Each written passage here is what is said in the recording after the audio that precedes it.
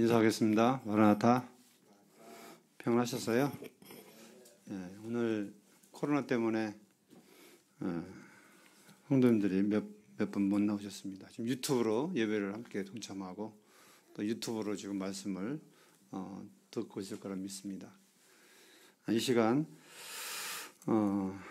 가장 중요한 것은 주님이 나한테 어떤 말씀을 하실까 하는 것이고, 성령께서 우리 가운데 저와 우리 식구들에게 함께 하기를 바랍니다. 우리 찬양 한 장 먼저 좀 띄워주세요. 오늘 주제곡입니다.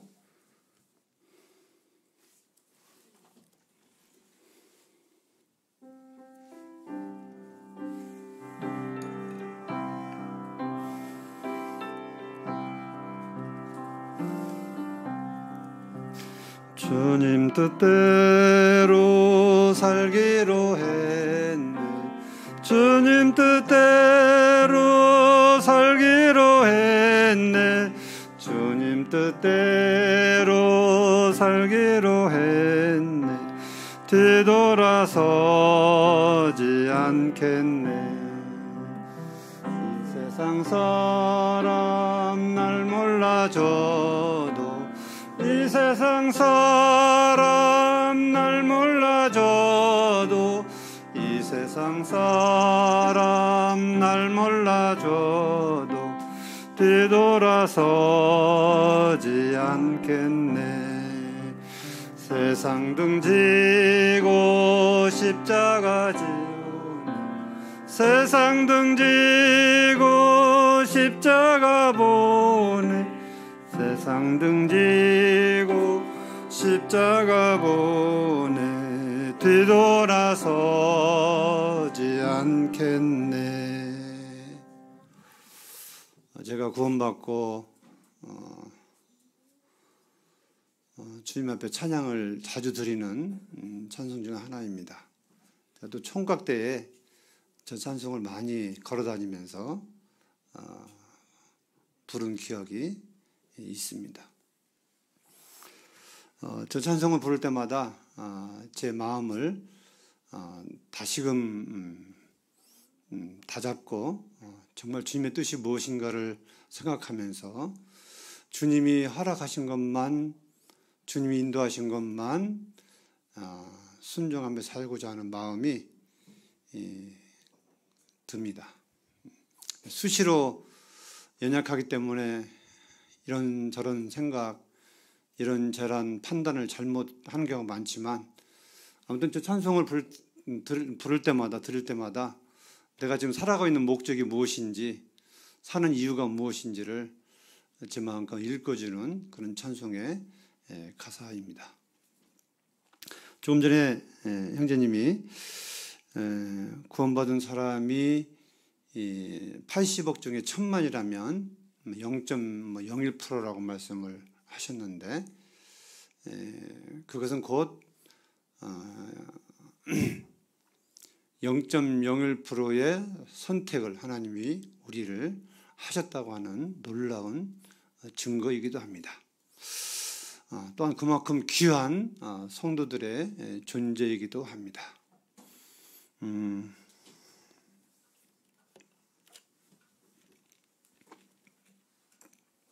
더 중요한 것은 좀 전에 저희들이 예배를 드렸습니다. 떡과 잔을 통해서 왜 주님이 그 길을 가셨나, 왜 주님이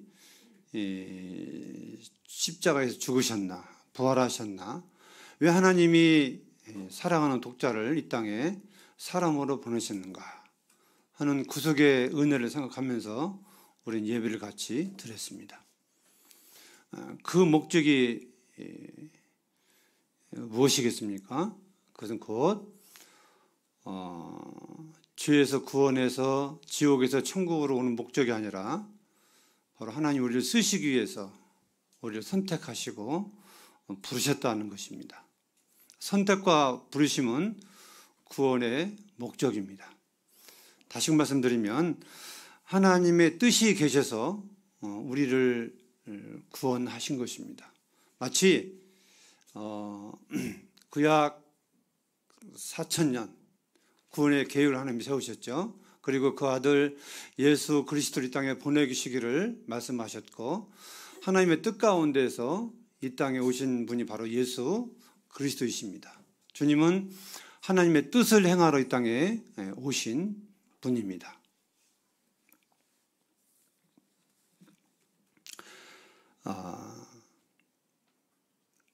그렇기 때문에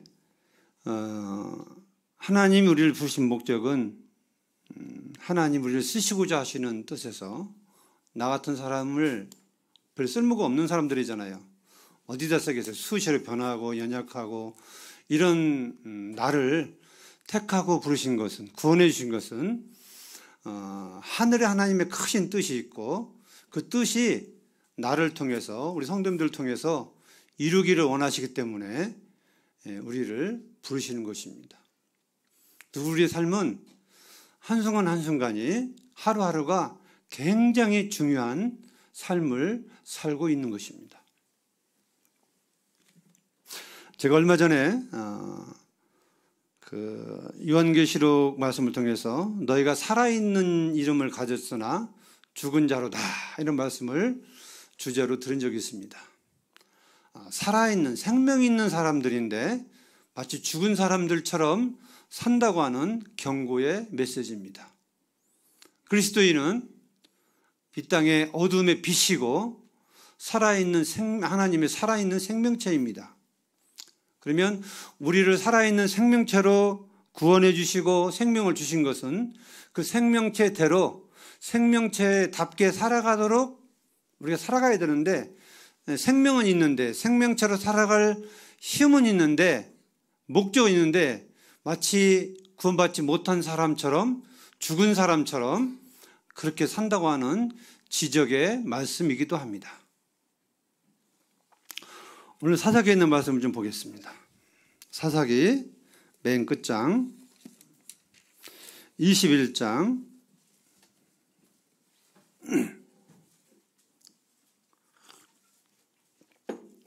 25절 같이 한번 읽겠습니다. 25절 시작.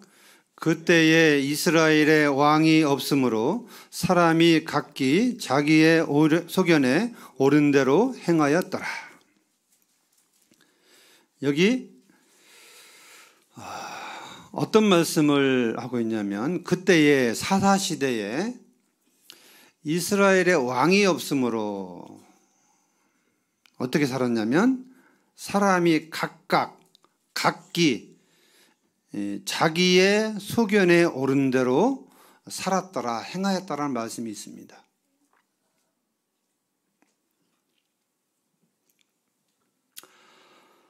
이 말씀을 좀 일주일 동안 제가 묵상을 하면서 오늘날 그리스도인들이 가장 문제점이 뭐냐 할 때에 하나님의 뜻대로 살지 않는 것입니다.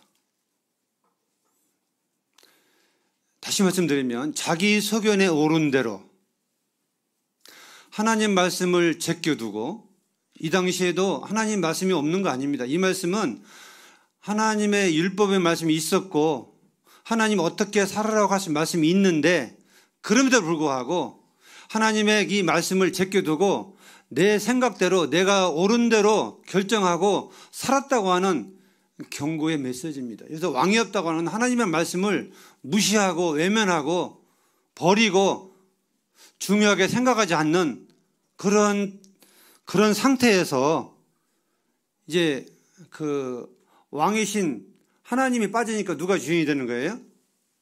누가요? 내가 주인이 되는 것입니다. 우리 속에 하나님이 빠지면, 주님이 빠지면 누가 주인이 되는 거예요? 내가 주인이 되는 것입니다.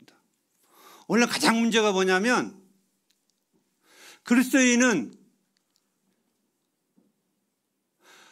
그리스도가 주인이고, 그리스도가 주인이면 우리는 뭐예요, 신분이?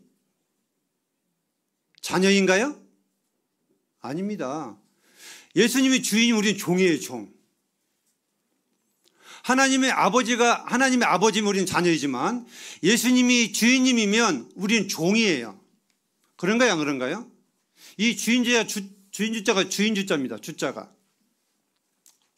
이 왕이라고 하는 개념은 나를 통치하는, 나를 지배하는 그런 위정자를 가리키고 있는 것입니다. 그러면 나를 통치하고 나를 주정하는 지시하는 자가 누구입니까?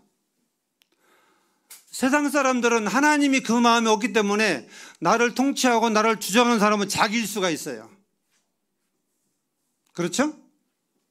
그러나 그리스도인은 주인이 있는 것입니다. 주인이 없는 사람은 그리스도인이 아닙니다. 구원받지 못했습니다. 아니면 조금 전에 말씀드린 것처럼 살아있는 이름을 가진 사람이지만 죽은 자로 살아가는 것입니다. 그것은 하나님이 나를 구원해 주신 그 목적을 완전히 배제하고 무시하고 그냥 세상 풍속을 쫓고 세상 사람들이 하는 방식대로 그대로 살아가는 것을 의미합니다.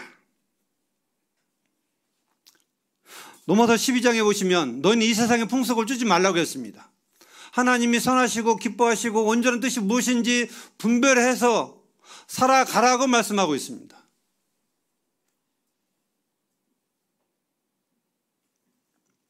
분명히 구원받지 못한 세상 사람들이 살아가는 방법과 구원받은 성도들이 살아가는 방법이 다릅니다. 다르죠? 같을 수가 없어요.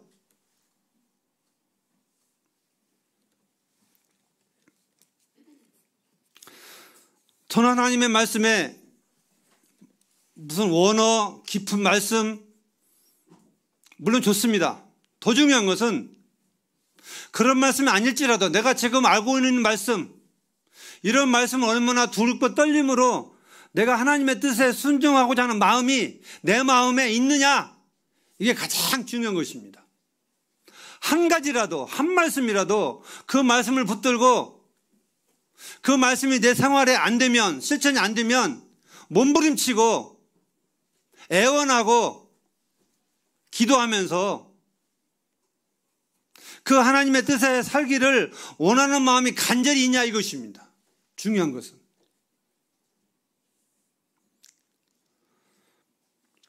하나님의 뜻대로 살고 있는 사람은요, 공통점이 하나 있습니다. 그게 뭘까요? 혹시 생각나십니까? 하나님의 뜻대로 살고자 하는 사람은 공통점이 하나 있다니까요. 그것은 사도 바울의 고백이기도 합니다. 힌트를 준다면. 그게 뭘까요?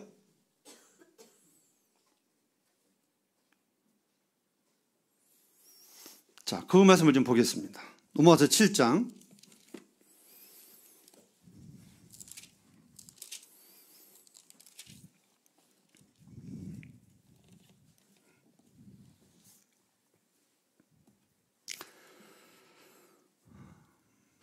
19절부터 보시면 내가 원하는 바 선은 행하지 아니하고 도리어 원하지 아니하는 바 악을 행한도다. 만일 내가 원하지 아니하는 그것을 하면 이를 행하는 자는 내가 아니요 내 속에 거하는 죄니라.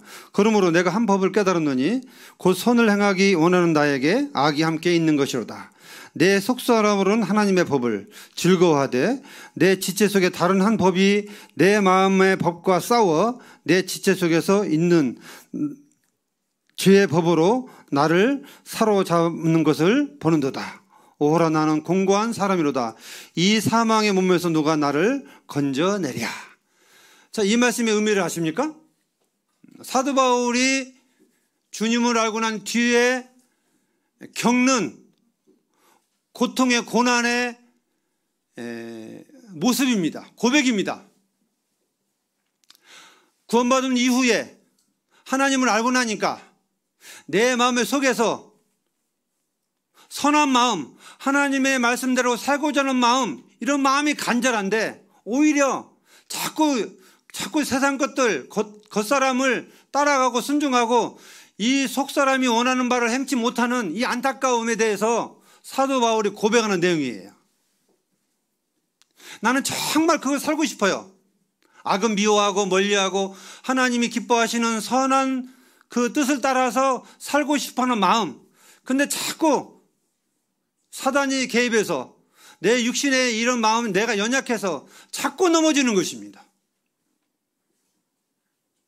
그런 가운데서 이 고통과 슬픔이 이 사도 마음 가운데 있는 거예요.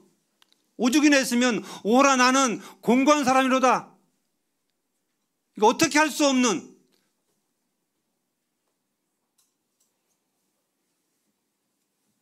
이런 고백을 지금 하고 있는 것입니다.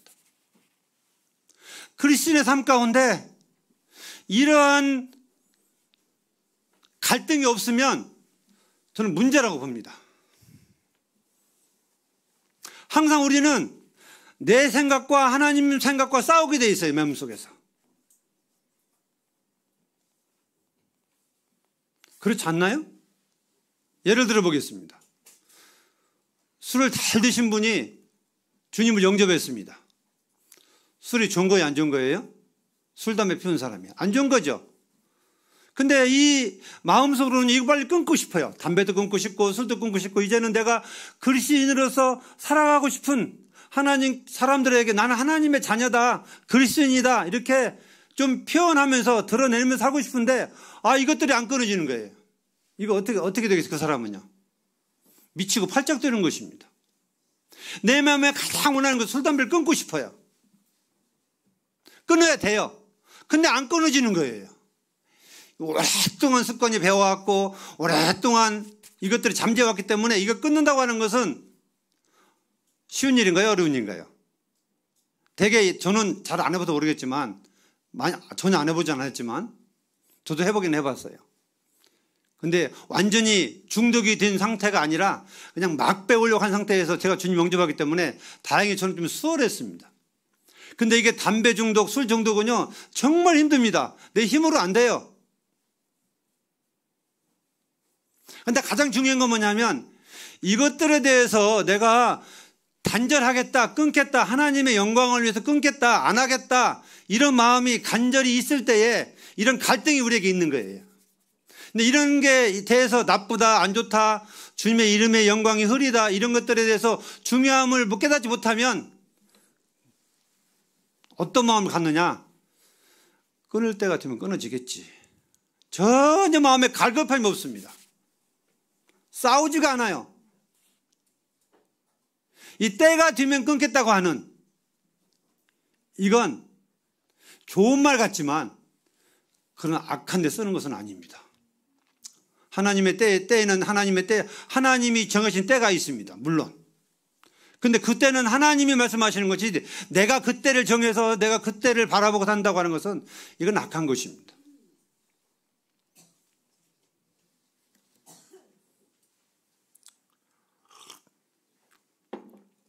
구체적으로 좀 들어가 보겠습니다. 자녀들이 부모 말씀에 순종하는 것 하나님의 뜻이죠. 그래 안 그런가요? 그래 안 그래요? 시은 형제 그런 거 안 그런가요? 맞죠? 그러면 순종하는 범위가 어디까지입니까? 어디까지 순종해야 돼요? 우리 이게 항상 문제예요. 적어도 하나님 믿지 마라. 신앙에 대해서 반대하는 것들에 대해서 거기는 순종할 수가 없겠죠. 왜냐하면 주 안에서 순종하기 때문에. 주 밖에서 순종하란다면 그것까지 해야 되겠지만 주 안에서 순종하기 때문에 하나님께서 원치 않는 것이 아니라면 모든 걸 다 순종해야 됩니다. 근데 내가 순종할 때에 저도 이제 자녀들을 키워보고 내가 자녀인 신분으로 살아왔기 때문에 알지만 어떤 때에 엄마가 야 가서 콩나물 좀 사갖고 와라 했을 때 자, 이걸 순종하고자 하는 사람은요 거침이 없습니다. 네 하고 그냥 다 뛰쳐나가요. 근데 순종 안 하려면요 엄마 나 지금 공부하고 있어요. 좀 이따 갈게요. 여러 가지 핑계를 대고 이걸 회피합니다. 그러니까 순종은 하나님의 뜻대로 안 사는 사람들은요 모든 게 다 자기 속에는 옳은 대로 말하고 자기 속에는 옳은 대로 생각하고 자기 속에는 옳은 대로 행동하는 거예요. 그냥 말씀이면 네 하고 순종하면 끝나는 거예요. 얼마나 이쁘고 아름다운 거예요. 근데 대개 반론으로 하면 거기 이유를 달면 난 거기에 순종하고자는 없다는 의미예요. 너 순종 안 하려고 하지 그러면 아니에요. 내가 이따 할 거예요. 이건 거짓말에 거짓말을 낳는 거예요. 한 거짓말을 덮기 위해서 몇 번의 거짓말을 해야 된다고 얘기 들었죠. 계속 변명이 나옵니다.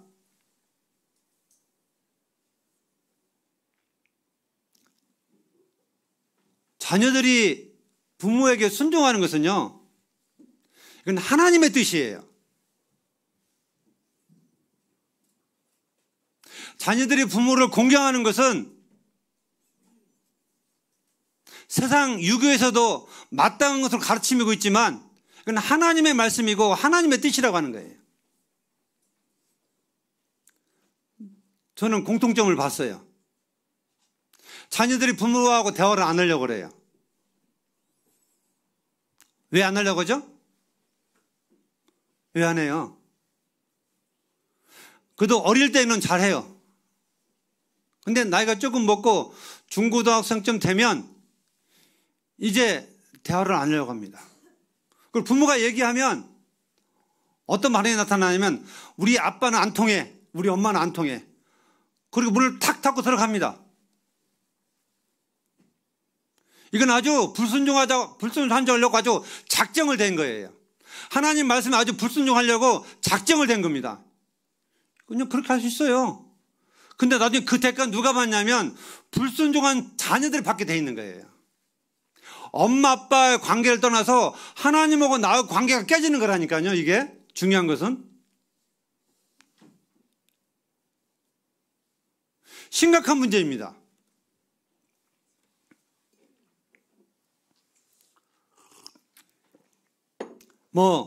세상에 애들이 다 그렇다고요? 그냥 그런 게 넘어간다고요? 왜 세상에 부모들은 그렇게 안 하는데 왜 우리 부모는 특별하냐고요? 세상의 부모와 그리스도의 부모가 같아야 되나요?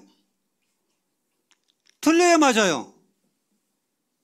왜? 사랑하는 목적이 다르고 사랑하는 방법이 다르기 때문에 달라야 맞는 거예요. 틀린 게 아닙니다. 부모가 마음에 안 들어도 부모 얘기가 내 의견하고 안 맞아도 순종해야 돼요. 그것이 하나님을 거부하라고 하는 말씀이 아니면 순종해야 돼요. 그게 자기가 복받는 길입니다. 잘 되는 겁니다. 하나님의 뜻입니다. 제가 누누이 얘기합니다. 청년들하고 상담하면서, 학생들하고 상담하면서. 부모의 말씀에 순종하지 못하면서 하나님 말씀에 순종한다? 형제를 사랑하지 못하면서 하나님을 사랑한다? 이건 어불성설이에요. 말도 안 됩니다. 특히나 주님 안에서는 더 그렇습니다. 어떻게 보는 바 형제를 사랑하지 못하면서 보지 못하는 바 하나님을 사랑할 수가 있나요? 그건 하나님의 말씀이에요. 그럴 수 없다고 말씀하고 있어요. 하나님을 사랑하면 하나님이 구원하신 형제 자매를 사랑할 수밖에 없게 돼 있어요.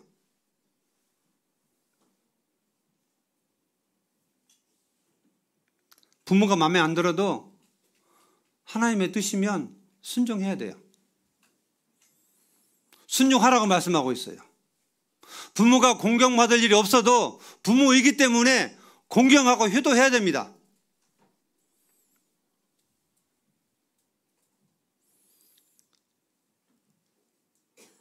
부모 자녀 관계뿐만 아닙니다. 부부 관계도 마찬가지입니다. 집안에서 남편이 할 일이 있고 아내가 할 일이 있습니다. 집안에는 질서가 있습니다.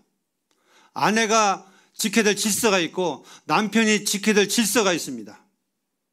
어떤 경우에도 하나님 말씀 안에서 그 질서가 지켜져야 됩니다.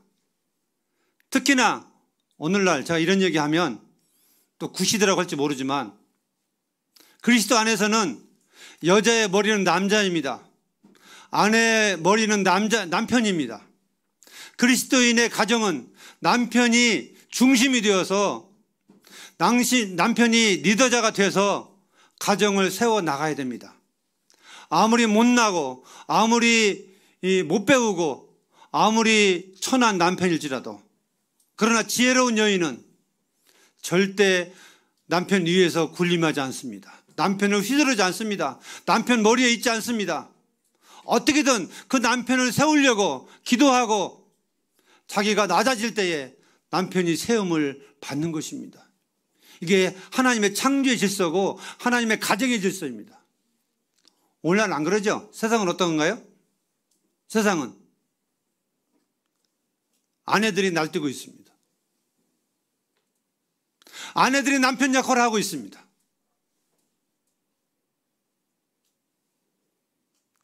세상은 뒤집어져도요, 하나님의 뜻은 서야 됩니다. 세상의 질서는 무너져도 하나님 안에서 질서는 반드시 세워져야 됩니다.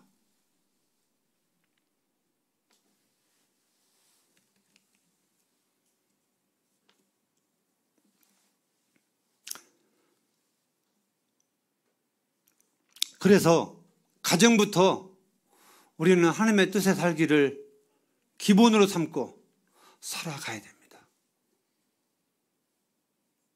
아내들은 어떻게 하면 주님 안에서 남편을 믿음 가운데 세울까, 세워줄까, 날마다 기도하면서 존중하면서, 저는 그런 여인을 참 좋아합니다. 사라 같은 여인. 그 여인이 어떤 여인이죠? 남편을 향해서 내 주라고 칭하고 있습니다. 내 주. 남편을 가르쳐서요, 내 주. 옛날 우리 어르신들은요, 하나님 안 믿어서도 자기 남편을 소개할 때 뭐라고 소개하는지 아세요? 예? 예? 주인 양반이라고 소개했어요. 우리 집 주인 양반이라고. 들어보셨나요? 안 들어보셨나요?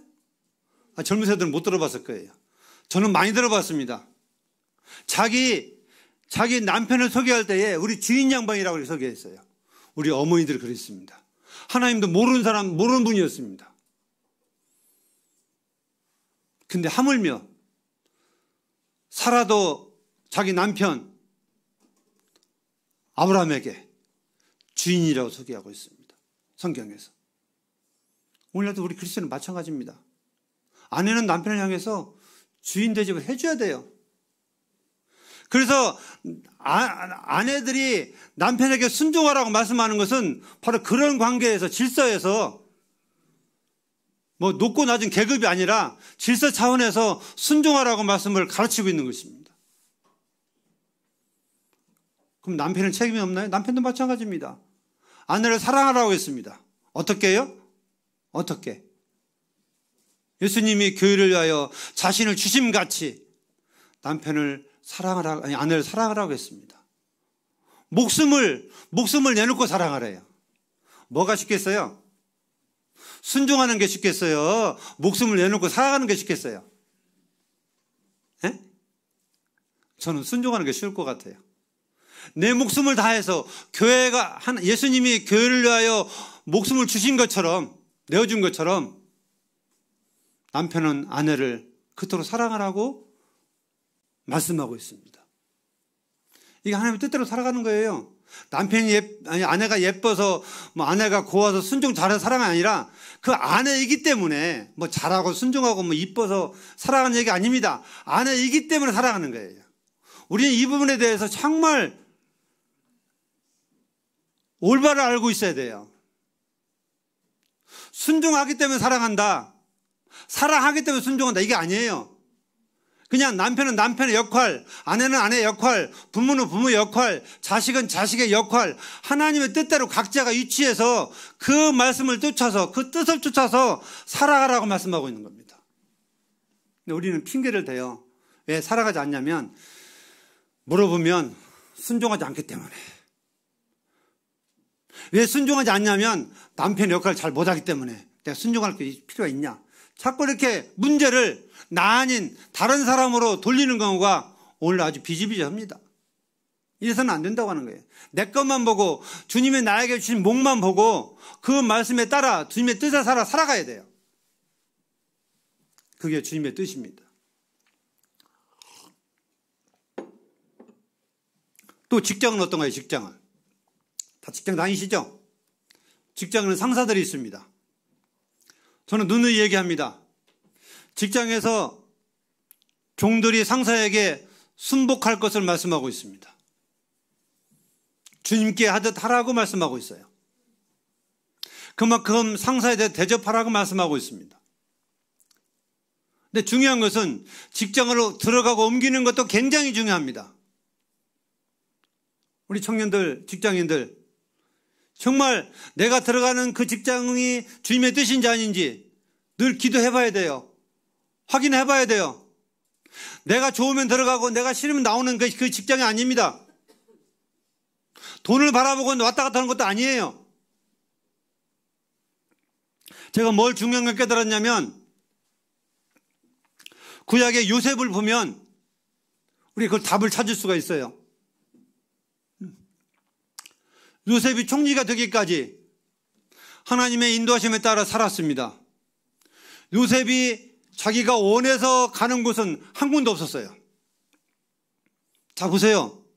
요셉이 자기 아버지의 명령을 따라 편안히 살다가 자기 형들에게 가서 양을 잘 치고 있는지 돌아보고 오라고 했습니다. 아버지 순종에 의해서 요셉이 출발했어요. 이미 요셉은 알고 있었습니다. 형들이 자기를 미워하는지. 아버지도 알고 있었어요. 근데 요셉은 아버지 명령에 순종했습니다. 그때 갔죠? 어떤 일이 벌어졌어요? 어떤 일이? 형들이요, 죽이려고 했어요. 처음에는.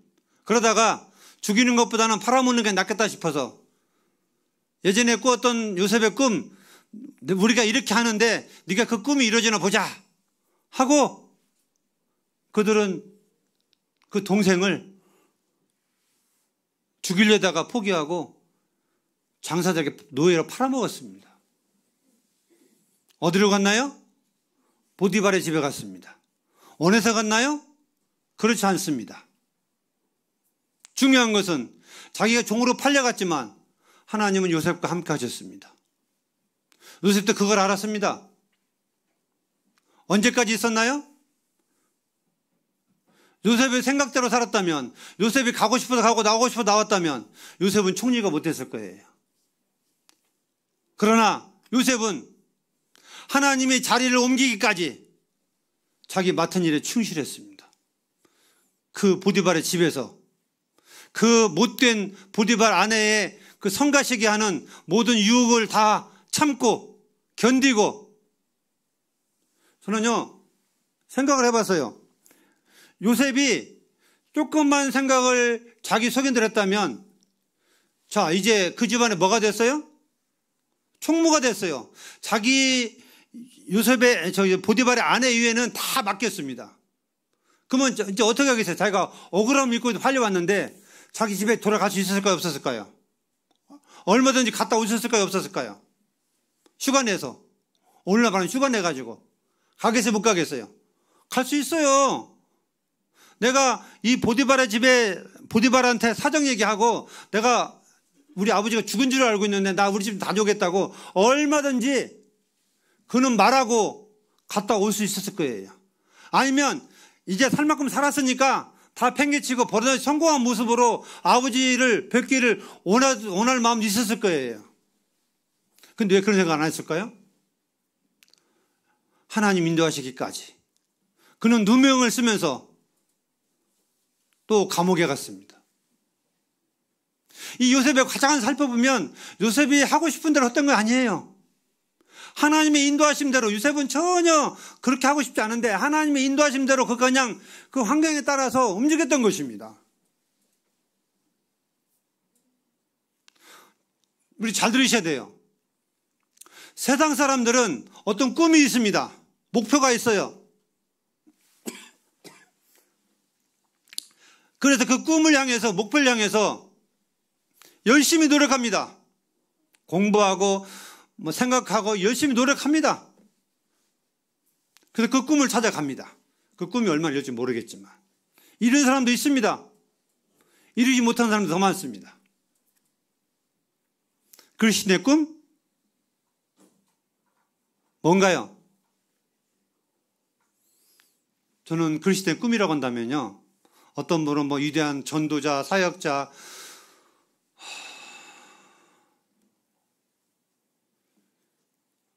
이런 부분들을 원하는 분들 계시는데 착각하지 마십시오.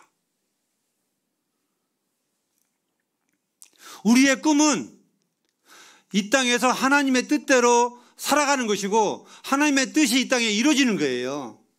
더도 덜도 아닙니다. 세상에서 내 이름이 빛나든 빛나지 않든 하나님이 나를 통해서 역사하시고 나를 통해서 하나님의 뜻이 이루어지는 것이 그리스도인의 성공이고 그리스도의 삶의 가장 아름다운 방법이고 생각인 것입니다.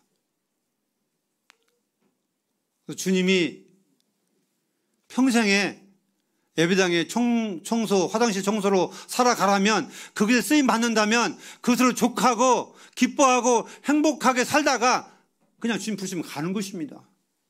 이게 가장 중요한 거예요. 무슨 일을 하냐가 중요한 것이 아니에요. 하나님이 누구한테 뭔 일을 맡겼냐가 중요한 것이지, 사람은요 그렇지 않습니다. 드러나기를 원하고 자랑하기를 원하고 자꾸 내가 드러나기를 원하는 게 이 사람의 본성이고 습관이고, 그래서 내 소견대로, 하나님의 뜻은 관두고 내가 생각에 옳은 대로 소견대로 왕의 지시를 받지 않고 결정하고 살아가는 것이 오늘날 가장 가슴 아픈 일이고 가장 문제입니다.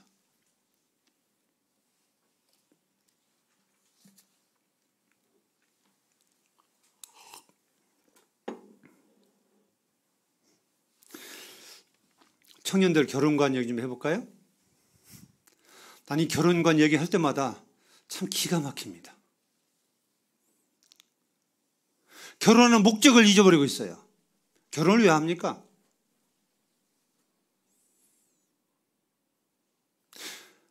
결혼을 위해서 어떤 아내를 원하십니까? 하나님 앞에. 우리는 나름대로 다 자기에게 욕심이 있고 자기 생각이 있어요. 나는 이런 자매, 나는 저런 형제, 나름대로 다 이상을 가지고 있을까요, 없을까요? 네? 가지고 있어요. 없다면 거짓말이죠. 그런 거 가지고 있을 수 있습니다.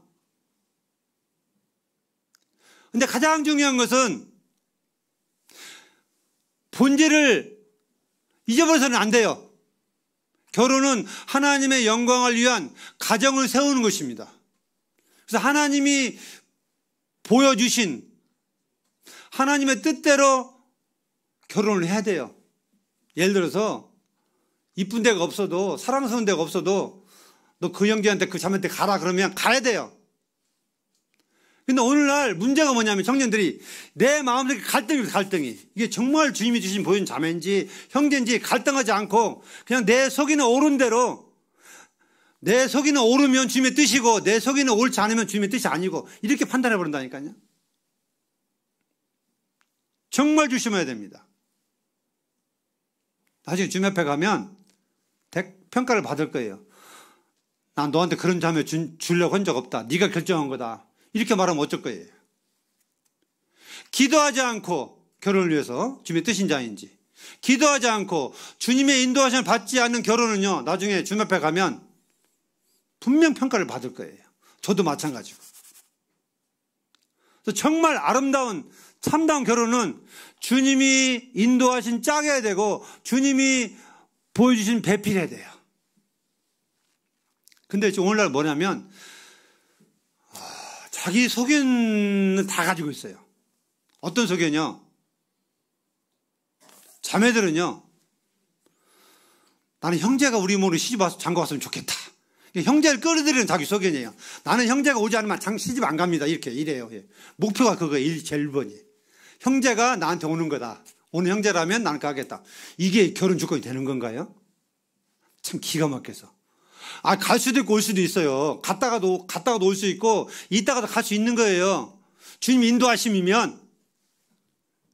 그것이 조건이에요. 그리고 또 형제들은 자매가 맞벌이 해야 된대요. 기가 막혀서 정말. 맞벌이 안 하면 결혼 조건이 아니래요. 뭐 그런 게 결혼 조건이 어디가 있어요? 어디 말씀, 무슨 말씀 몇 장 몇 절인지 모르겠어요. 말씀에 근거를 댔으면 좋겠어요. 왜 모든 자기 결정을 자기 속에 오른 대로 하게 되면 문제가 심각해져요. 아주 심각해집니다. 배가요, 산으로 올라가요. 물 위에 떠 있어야 되는데 문제가 심각합니다. 오늘날 교회 옮기는 것도 마찬가지예요. 정말 주님의 뜻이 없는지 신중히 생각하고 떠나든지 거하든지, 마치 이스라엘 백성들이 구름 기둥과 불 기둥이 움직일 때마다 멈출 때마다 갔다 섰다를 반복한 것처럼 그리스도인은 주님에 따라서 움직여야 돼요. 결혼이 됐던 순종이 됐던 모든 삶이 주님의 뜻입니까 아닙니까? 물어보고 확인해보고 두들겨보고, 내가 잘 분별이 안 가면 부모에게, 성도에게 이걸 내놓고 기도해달라고 그러고, 어떤 게 뜻인지 분별 좀 같이 해달라고 그러고, 이런 게 그리스도인이 있어야 된다니까요. 갈등이, 고민이, 번민 없이 그냥 내 생각대로 착착착 하면요, 번민 없어요.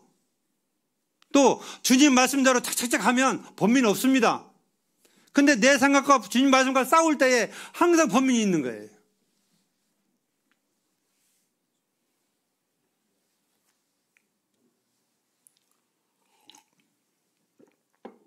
시간이 이제 다 됐네요. 말씀을 정리하겠습니다. 자, 여러 가지 말씀드렸습니다. 주님의 뜻대로 사는 방법은요, 주님의 깊은 말씀을 듣는 게 아니에요. 지금 우리가 현실적으로 주의 뜻대로 살지 못하는 이유는 우리 중에 주님의 말씀이 없어서 그런 게 아닙니다. 하나님의 말씀에 대한 두려움이 없어요. 하나님에 대한 두려움이 없습니다. 내가 예수님을 주인이라고 말은 하는데 내 삶 속에서는 예수님이 주인이 아니에요. 내가 주인이에요. 내가 하고 싶은 대로 말하고, 내가 하고 싶은 대로 생각하고, 내가 하고 싶은 대로 행동하는, 오늘은 그런 시대에 와 있습니다. 주님이 내 중심에서 밀려난 시대에 살고 있습니다. 부모는 자녀들에게 할 말을 할 수 있어야 돼요. 자녀들은 순종하든지 불순종하든지 그건 본인들의 몫입니다. 순종하면 그 순종하는 뜻이 하나님에 합당하면 주님이 복을 주실 것이고, 불순종하면 거기에 대한 또 벌을 주실 거예요. 상과 벌은 분명히 있으니까. 부모는 부모대로 말할 때에, 내 자녀에게 말할 때에 이게 주님이 자녀에게 양육하라고 주신 말씀인지 생각해보고 말해야 되고, 자녀들은 그 말씀을 들을 때에 정말 이게 주님의 음성으로 들려야 됩니다. 순종하자 하는 마음이 없으면 내 마음에 갈등이 일어나야 돼요. 이게 정말 주님의 뜻인지 아닌지 고민해야 됩니다. 그리고 결정해야 돼요. 한 번에 단칼에 그냥 싹도 싫어요, 안 해요.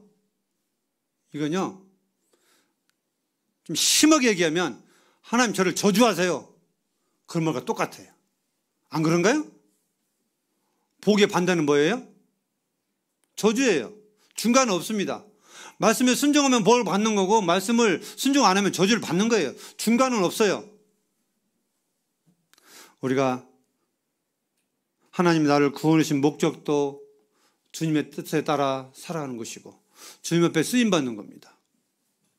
우리는 모든 걸 다 내려놓고 성경이 무엇을 말하느냐, 하나님 말씀이 어떻게 나한테 말씀해 주고 있느냐, 이 기준만 잡고 우리는 가야 돼요. 성도의 삶을 봐서도 안 돼요. 먼저 된 성도의 삶을 봐서도 안 돼요. 그 무슨 얘기냐면, 그 좋은 분은 본받지만 그 나쁜 본, 우리 저 형제님은 저렇게도 하는데 뭐 나도 괜찮겠지 뭐, 이렇게는 안 된다고 하는 것입니다.